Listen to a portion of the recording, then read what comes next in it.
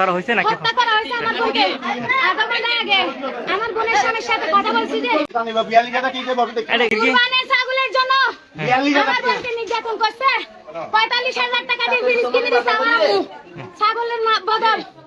আবার আমার আম্মু থেকে স্বর্ণ নিয়ে আসছে 8,000 10,000 সুখের জন্য সব টাকা দেয়।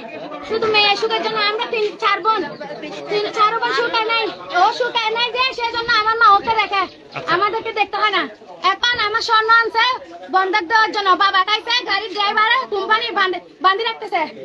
এখন আমার স্বর্ণ দিয়ে মানকে ওগুলো চুরাছে।